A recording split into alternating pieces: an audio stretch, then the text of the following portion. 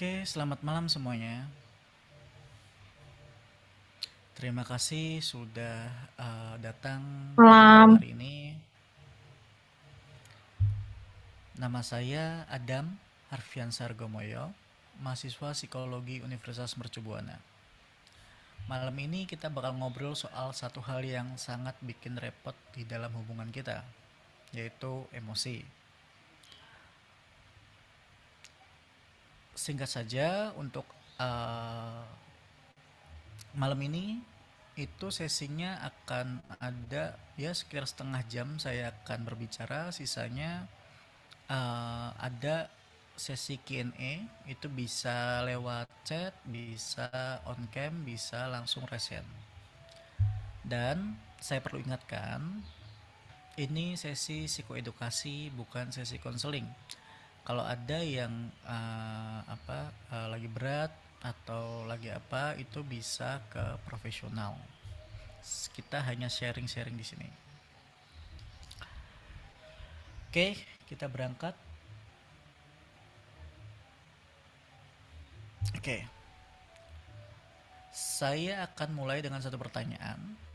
Coba ingat, terakhir kali pertengkaran hubungan kalian itu gimana? Ingat suasananya itu gimana? Terus jawab jujur di dalam hati kalian, masalah yang besar atau cara kalian yang merespon masalah itu yang akhirnya menjadi besar. Kalau sudah dapat jawabannya, itu disimpan dulu, nanti di akhir kita akan balik ke pertanyaan itu lagi. Karena banyak orang yang percaya hubungan yang bagus itu hubungan yang adem terus. Kalau mulai sering ribut itu kesimpulannya tuh langsung cepet gitu loh, cepet menyimpulkan karena nggak cocok, nggak sefrekuensi. Padahal pasangan yang awet itu tetap bertengkar, bahkan seringkali soal yang itu-itu aja, bertahun-tahun tuh kayak gitu terus. Bedanya itu tuh di hubungan yang tadi dan yang ini, cara merespon emosinya atau cara mengelola emosinya. Bukan karena cintanya yang kurang, cuman karena kebanjiran emosi yang nggak dikelola. Kita masuk ke slide berikutnya.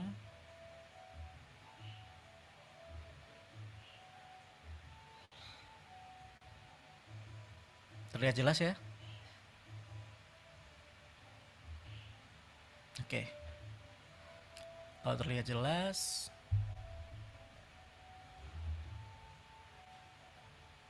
kita masuk ke oh sorry, salah slide. Oke, coba perhatikan diri kalian sendiri. Bagaimana respon kalian ke rekan kerja? Bagaimana respon ke kalian ke orang asing di jalan? Semisal ke rekan kerja kalian, uh, rekan kerja kalian salah mengirim file, respon kalian ya udah benerin aja. Lalu ke orang asing, nggak sengaja kesenggol, oh iya nggak apa-apa kak, dan lain-lain. Tapi coba pikirkan kembali respon kalian ke pasangan kalian. Saya kasih contoh, uh, pasangan kalian telat jemput atau pasangan kalian lupa akan sesuatu tentang kalian, respon kalian gimana? Dadanya panas, emosi, bete, dan lain-lain. Itu tuh kenapa ya? Jawabannya kenapa itu akan dijawab di emotional folding. Ini itu soal cara kerja otak kita. Waktu sesuatu yang penting buat kamu kerasa terancam, dan pasangan itu penting banget. Jadi otak itu nyalain alarm, jantung berdebar, dada sesak, pikiran menyempit. Psikolog menyebut ini namanya emotional folding. Emosi datang terlalu deras sampai membanjiri kemampuan kita berpikir. Ini masalahnya. Mode ini tuh dirancang buat ngadepin bahaya, berguna banget kalau kita tuh ketemu ular, dan lain-lain. Tapi nggak dirancang buat ngobrol baik-baik sama orang yang kita sayang. Makanya kata-kata paling menyakitkan justru keluar pas ribut sama pasangan, bukan sama bos, bukan sama teman, atau bahkan orang asing. Bukan karena itu isi hati kamu, tapi karena yang ngomong saat itu bukan kamu yang berpikir, melainkan kamu lagi kebanjiran emosi. Pernah nggak habis ribut 2 jam setelahnya eh, kita itu mikir, kok tadi aku bisa ngomong kayak gitu ya? Kalau ada di posisi itu, berarti kita sedang mengalami emotional folding atau kebanjiran emosi di saat kita berantem sama pasangan. Ke slide selanjutnya.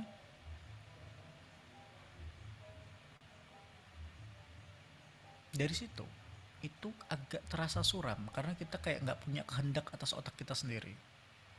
Tapi ada kabar baiknya dan inti dari seluruh sesi malam ini. Emosi itu bisa diurus di banyak titik. Sebelum muncul, pas lagi muncul, dan sesudahnya. Bukan cuman pas udah terlanjur marah. Contoh gampangnya, milih nggak bahas masalah serius jam 11 malam pas dua-duanya udah capek. Itu termasuk mengelola emosi padahal belum ada yang marah. Padahal kita tahu nih, oh ini berpotensi masalah. Ya.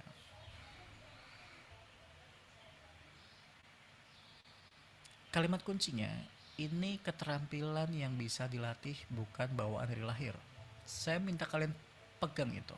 Karena kalau ada satu hal yang saya nggak mau kalian bawa pulang, itu adalah kesimpulan, ya aku emang orangnya emosian. Bukan kamu cuman uh, padahal itu tuh kita bisa latih kayak kita latihan otot aja. Lalu kita masuk ke slide selanjutnya, kecerdasan emosional, skill bukan bakat. Sebelum masuk ke slide selanjutnya, saya mau ngajak kalian untuk ngebayangin. Bayangin ada 2 orang. Yang pertama lagi marah, tapi masih bisa melihat kata atau memilih kata. Mukanya sih jelas kesel, tapi kalimatnya itu tuh kayak kejaga gitu. Muka kesel tapi kalimatnya kejaga, nadanya kejaga, dia enggak yang marah-marah, meledak-ledak dan lain-lain.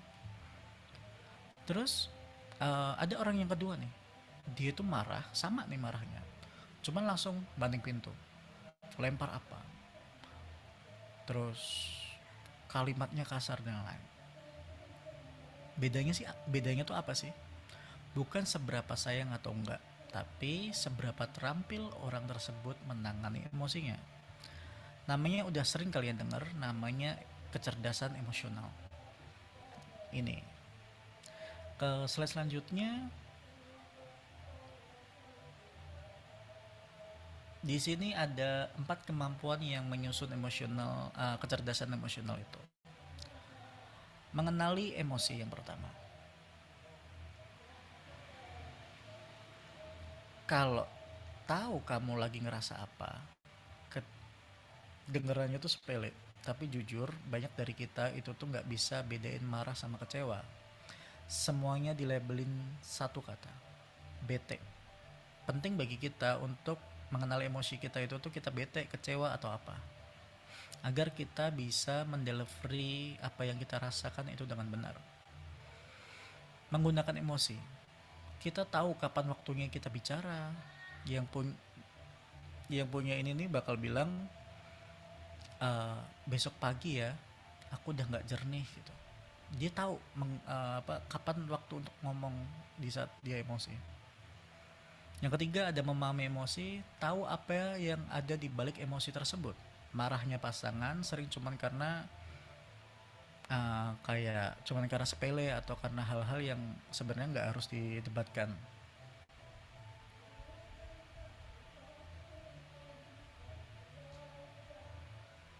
Gitu. Lalu yang keempat, mengelola emosi. Bisa tenangin diri, bisa mengelola emosi itu tuh dia itu tuh bisa menangani dirinya sendiri tanpa bantuan pasangan. Tapi alangkah baiknya dibantu pasangan supaya lebih tenang. Jadi Berarti ini semuanya disebut kemampuan, bukan sifat. Jadi bukan kayak tinggi badan yang udah dari sananya udah kayak gitu aja gitu. Ini semua dilatih keempat hal ini. Kita masuk ke slide berikutnya. Di sini ada penelitian besar yang merangkum banyak riset sekaligus, dan hasilnya makin bagus kecerdasan emosional seseorang itu cenderung makin puas dia sama hubungannya. Angka 0,32 nggak usah dipikirin. Ini intinya kaitannya itu konsisten. Tapi yang lebih menarik bukan angkanya. Kecerdasan emosionalmu itu ternyata nggak cuma nyambung ke kepuasanmu sendiri, tapi juga ke kepuasan pasanganmu. Artinya, kalau seumpama salah satu dari pasangan itu punya kecerdasan emosional, itu tuh rasa senangnya, rasa puasnya itu nggak ada di yang punya kecerdasan emosional aja. Pasangan yang punya kecerdasan emosional tinggi itu bakal juga ikut seneng, atau bahkan mungkin tertular atau meniru. Oh, pasanganku kayak gini, cara mengelola emosi kayak gini, dan lain-lain. Begitu. Slide selanjutnya, sekarang bagian yang biasanya bikin bikin kita itu tuh sering kesindir. Hubungan itu jarang hancur karena satu ledakan besar, lebih sering keropos pelan-pelan. Sama kebiasaan-kebiasaan pas dilakukan, kerasa wajar aja. Jadi eh kita itu tuh sering berantem setiap hari. Kalian sama pasangan kalian, saya sama pasangan saya. Tiap hari berantem, tapi ternyata yang keluar kalimat-kalimat yang itu tuh merapuhkan hubungan. Sebenarnya itu yang bikin masalah, bukan kayak di satu momen di satu momen kalian berantem masalah, misal pasangan kalian telat ngejemput, terus kalian putus gara-gara itu tuh enggak, karena emang sebelum-sebelumnya udah ada masalah aja. Kayak contoh, kalian kasar ke pasangan kalian atau bahkan sebaliknya. Nah, jadi dari sini tuh singkatnya, John Gottman mengamati ribuan pasangan itu bertahun-tahun. Dia itu nemu pola yang paling merusak, dan dia kasih nama The Four Horsemen, empat penunggang kuda bertanda kehancuran. Ini bukan buat mengevaluasi pasangan kalian ya, tapi ini buat mengevaluasi diri kita sendiri. Kira-kira kita pernah melakukan ini atau enggak? Yang pertama, satu kritik yang nyerang pribadi. Contoh, aku kecewa kamu telat. Tapi seharusnya, tapi contoh kasarnya, kamu memang orangnya nggak pernah peduli. Yang pertama nyerang perilaku, yang kedua nyerang karakter. Terus yang kedua, itu merendahkan, sarkasme, memutar bola mata, nada meledak, ya udah sih drama kayak gitu. Kira-kira kalian pernah melakukan itu atau enggak? Kalau kalian pernah melakukan, coba kasih eh, reaksi. Oke, ada Kak Vicky. Oke, Kak Vicky pernah melakukan dua hal ini, tapi belum lihat nih yang ketiga sama keempat. Defensif. Oh, ada lagi Kak Nana. Oke, defensif. Kira-kira kalian pernah dikasih masukan, tapi kalian justru ngebalasnya itu dengan serangan. Contoh, pasangan kalian ngasih masukan kalian, kalian ngebalasnya, kok aku yang salah? Kamu juga sama aja. Oh, jadi aku yang salah? Iya, emang kamu bener terus gitu. Nah, jadi ujungnya masalahnya tuh nggak pernah kelar. Oh, tuh ada tuh Kak Meira. Senyum aja Kak Meira. Jadi masalahnya tuh nggak pernah kelar karena pasangan kita itu ngasih masukan, tapi ternyata kita malah ngeresponnya itu tuh defensif, atau malah justru kita menyerang balik. Lalu yang keempat, itu ada tipe pasangan yang ketika ada masalah, itu menutup diri, pergi tanpa kabar. Terkesan silent treatment. Tapi yang keempat ini tuh agak agak tricky ya. Biasanya ini bukan kejahatan. Jadi orang yang mendadak diam bukan lagi ngehukum kalian atau kalian lagi ngehukum pasangan kalian, tapi dia itu lagi kebanjiran emosi, bingung harus ngapain, dia masih nggak tahu cara mengelola emosinya itu gimana. Itu yang dirasakan pasangan kalian atau bahkan kalian. Jadi kalau pasanganmu atau kamu itu tuh memiliki tipe yang ini, yang mendadak diam, jangan buru-buru nyimpulin dia itu bukan nggak peduli tapi lagi mengelola emosinya aja. Untuk yang keempat ini agak tricky karena ini yang bakal kita bahas nanti. Lalu benang merahnya dari keempat ini itu tuh keempatnya muncul di kondisi yang sama persis, sama-sama gagal mengelola emosi. Kritik dan merendahkan itu luapan dari banjir emosi. Defensif itu lebih ke kita yang nggak mau untuk dikritik atau nggak mau untuk dikasih tahu sama pasangan kita. Mendiamkan itu tombol darurat dari kewalahan kita mengelola emosi kita. Artinya ngelawan empat pola ini itu tuh nggak dimulai dari belajar ngomong yang sopan, tapi ngurus banjirnya emosi itu dulu. Ini kenapa saran kayak ya udah ngomong yang baik dong gitu. Hampir nggak pernah works kan.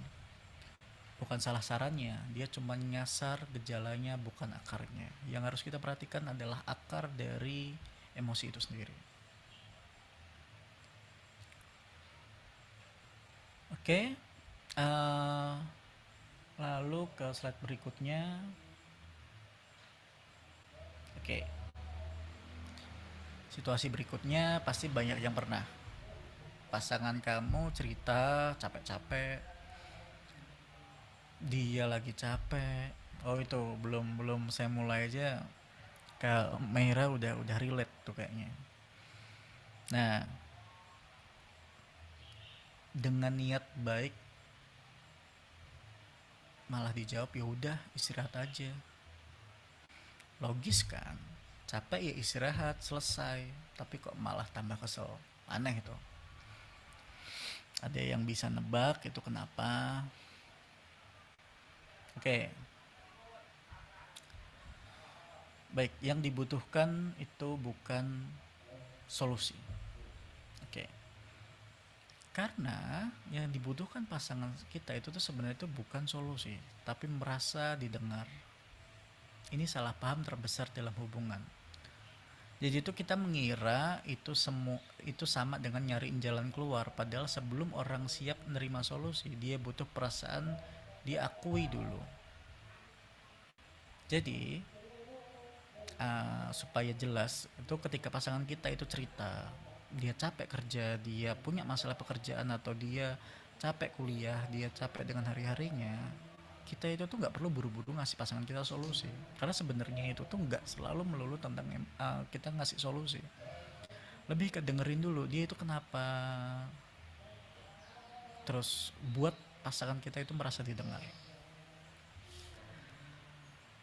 Karena pas kita sendiri lagi penuh emosi, ruang di kepala itu tuh habis kepake buat perasaan itu sendiri.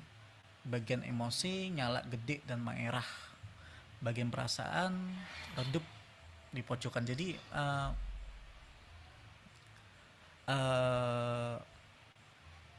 kita itu di saat posisi seperti itu kita lebih mengutamakan emosi kita sendiri. Kita tidak memikirkan perasaan pasangan kita. Sekeras apapun pasangan kita ngasih tahu kita masukan yang lain itu tuh percuma. Karena yang dibutuhkan oleh pasangan kita adalah merasa didengar. Di sini itu tuh empati yang kerja. Jadi bukan kata-kata yang kayak gimana-gimana. Tuh. Oke, kita masuk ke praktek.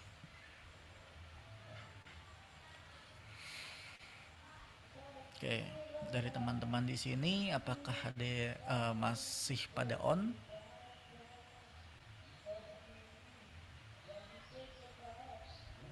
Oke, masih pada nyimak ya. Oke, siap. Kalau ngantuk atau apa, resen aja. Kak, terlalu ngantuk, itu nggak masalah, santai aja. Oke, kita langsung ke praktik. Ada 3 langkah. Coba kita praktikkan, yang nggak bisa on cam itu nggak apa-apa, praktikkan aja coba. Yang pertama, itu tahan.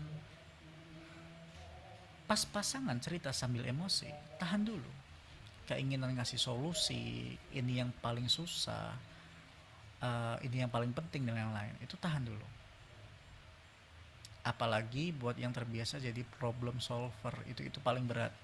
Mungkin saya ada di posisi itu karena kayak kayak kadang saya itu merasa kayak, kayaknya masalah itu nggak perlu deh, kayaknya tinggal harus kayak gini nggak sih, itu yang ada di pikiran kita tuh kayak gitu. Jadi kalau kalian itu tipe-tipe yang problem solver, itu mending keep dulu, tahan dulu, harus pintar-pintar nahan. Cuma pasti itu susah karena saya ada di posisi itu dan saya merasa kewalahan dengan itu. Intinya ada di tahan. Lalu yang kedua, validasi. Satu kalimat aja. Oh, pasti berat ya rasanya kayak gitu. Atau, oh, aku ngerti kenapa kamu kesel gitu. Ini yang harus dipakai. Bukan ya udah sabar aja. Ya udah namanya juga hidup, itu bukan kayak gitu tanggapan yang benar tuh. Gitu ya. Jadi kita validasi dengan perasaan mereka. Lalu yang ketiga, diam dan amati. Terus diam, perhatikan mukanya. Seiring perubahan itu terlihat di mukanya, itu bikin kita tahu kapan kita harus ngomong. Tuh. Oke, bisa kirim satu kalimat validasi yang biasa kalian gunakan untuk pasangan kalian. Bebas pakai bahasa sendiri aja. Kalau ada yang masih bisa ketik-ketik, atau mau on mic silahkan.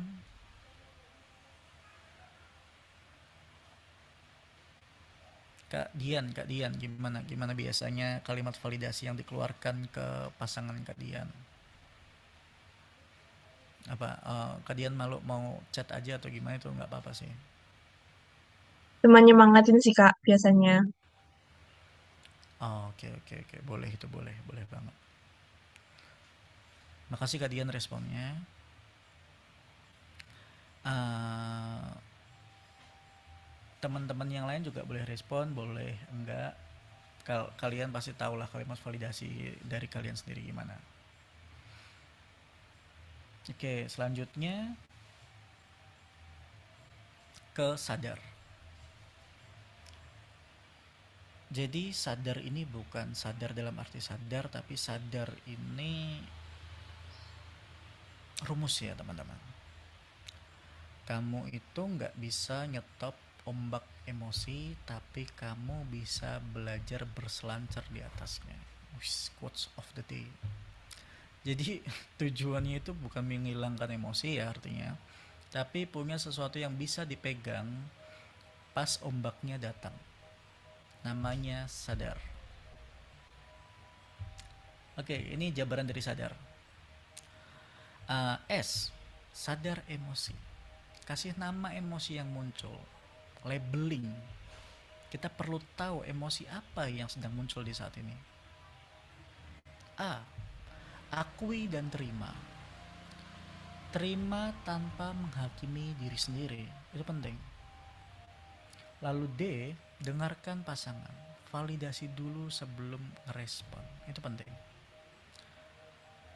A, atau respon, kasih jeda. Kita perlu tarik napas dulu, kita perlu mengambil jeda 5 menit, kita perlu ngambil jeda 2, 3. Lalu kita masuk ke R, respon konstruktif. Pakai kalimat aku bukan tuduhan kamu. Ini bukan hal yang baru, ini rangkuman dari semua yang udah kita bahas malam ini. Jadi rangkumannya itu pakai rumus sadar ini. Sorry, kegeser. Oke. Langkah SAD. Kita SA dulu. Kasih nama emosinya. Pas di dada mulai panas, berhenti sebentar, tanya aku lagi ngerasa apa, terus kasih tahu namanya yang jujur. Oke, aku lagi kecewa, bukan marah, tapi aku kecewa. Kecewa dengan keadaan, kecewa dengan pasangan, dan lain-lain. Kedengarannya itu sepele, tapi efeknya kerasa ketika emosi yang dikasih nama itu kehilangan sebagian kekuatannya, bukan nyetir kita. Kayak mindahin emosi itu dari kursi sopir ke kursi penumpang. Habis ini namain, akuin. Jangan dihakimi. Ini yang sering kelewat. Kadang itu kita cuma namain doang, cuman kita nggak akui emosi kita. Oh oke, aku lagi emosi.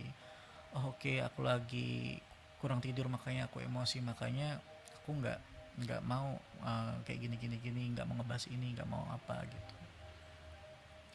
Banyak yang kita begitu sadar lagi marah malah langsung nambah, kok aku marah sih, harusnya kan nggak gitu, harusnya nggak ini, aku kenapa ya gitu. Itu ciri-ciri yang nggak memvalidasi emosinya. Kecewa itu nggak salah, yang bisa salah itu apa yang kamu lakukan karenanya. D, dengerin sebelum dibela. Ini yang tadi udah kita latih. Sebelum menyusun pembelaan, dengerin dulu, pakai validasi. Dan ingat, validasi bukan berarti ngaku kalah. Ingat, kita ke langkah selanjutnya, A dan R. Jeda bukan kabur. Ini yang bikin tricky yang tadi. Kalau emosinya itu udah ketinggalan dan kamu tahu ini bakal berakhir buruk, minta jeda. Jadi ketika kamu tahu, wah ini kalau aku terusin, aku bisa emosi lebih tinggi daripada ini. Jadi kamu minta jeda ke pasangan kamu, kalian minta jeda ke pasangan kalian. Terus kalian perlu ucapkan, oh oke, aku minta jeda deh 20 menit. Oh oke, aku minta jeda deh 1 hari, cuman jangan sampai 1 tahun. Itu nggak kayak jeda itu berfungsi supaya nggak keceplosan kita ngomong apa dan lain. Kalian pasti sering kok, atau bahkan saya sendiri sering keceplosan kalau ngomong gitu. Pasti ada aja salahnya kalau kita nggak ambil jeda dulu. Jeda ini tuh yang tadi saya bilang kalau ini tuh sering ketuker sama yang ngediemin. Oke, ada pertanyaan dari Kak Dian. Mungkin Kak Dian lagi nggak bisa on mic ya. Nah, Kak Dian pertanyaannya, kalau jedanya lebih dari sehari Kak, oke. Terima kasih Kak Dian pertanyaannya. Kalau jedanya lebih dari sehari,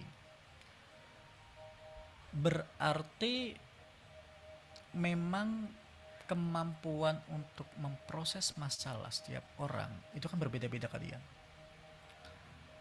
Itu beda orang beda masalahnya. Ada orang yang perlu memproses itu perlu 1 hari, mungkin dia 1 hari itu perlu, kalau laki-laki ya, dalam konteks Kak Dian pasti laki-laki kan.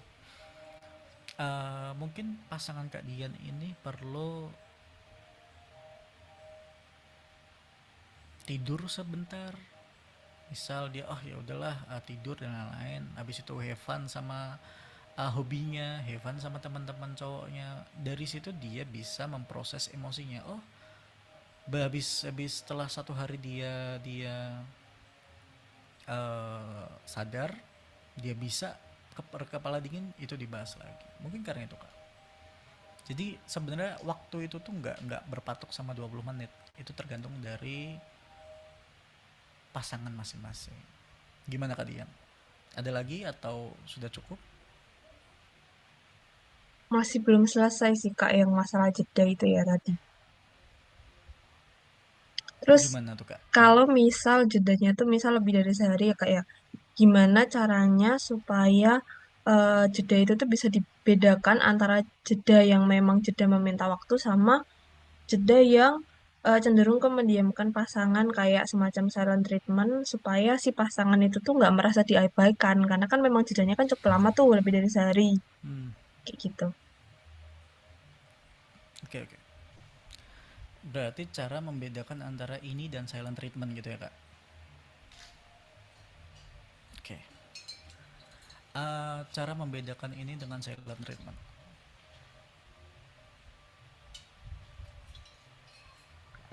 Oke. silent treatment dan jeda itu kalau pasangan yang meminta jeda itu sudah jelas tujuannya sudah jelas, minta jeda untuk mendinginkan kepala agar bisa ngebahas masalah itu nanti. Tujuannya di situ. Kalau silent treatment itu dia lebih ke tidak mau ngebahas, atau dia lebih ke yaudah, biarkan dia berpikir atas kesalahannya tanpa mau dibahas bersama. Padahal nggak namanya masalah hubungan itu masalah bersama. Ada beberapa kali memang individu, sebagai pasangan, sebagai kita itu harus mikir masing-masing, itu memang ada. Tapi tujuannya ini, yang silent treatment ini cenderung kan nggak jelas. Dan yang paling di capture lagi, kalau yang minta jeda ini jelas dia ngomong aku lagi emosi, atau pasangan kamu lagi emosi gini-gini, aku minta jeda, aku nggak mau keceplosan, itu udah jelas. Jadi ada bahasa yang memang dia ada komunikasi yang memang dia sampaikan ke pasangannya, bukan yang tanpa kabar, tiba-tiba tanpa tiba-tiba hilang, tiba-tiba apa, karena habis ada masalah begitu kak. Sudah jelas? Oke, terima kasih kak Dian Thank you, atas Kak. pertanyaannya. Itu mungkin ngejawab untuk uh, teman-teman yang lain. Jadi tadi jeda itu jelas di diumumin, jelas diberitahu, dikomunikasikan ke pasangan. Itu ada durasinya, dan nggak yang ngilang gitu, nggak yang hilang tanpa kabar. Dia nggak bilang kalau dia lagi mau ambil jeda dan lain-lain. Lalu R,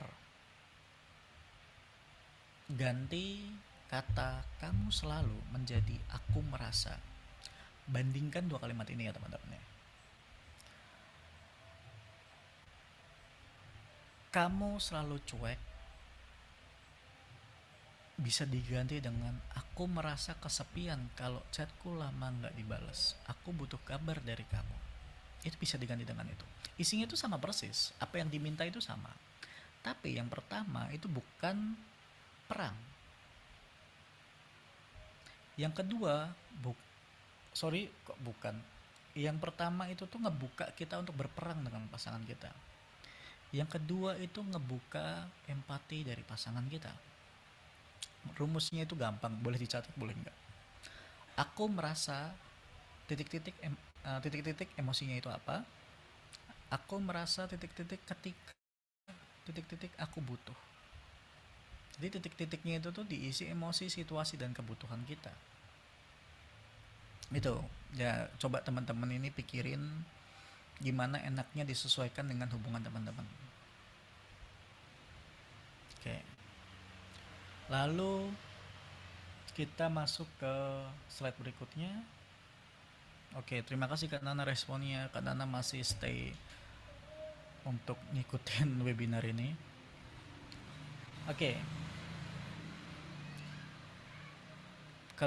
yang berikutnya, slide berikutnya itu satu catatan sebelum kita tutup ya. Nggak kerasa ternyata udah sampai ke penutup aja. Saya nggak tahu nih teman-teman gimana. Oke, satu catatan sebelum penutup.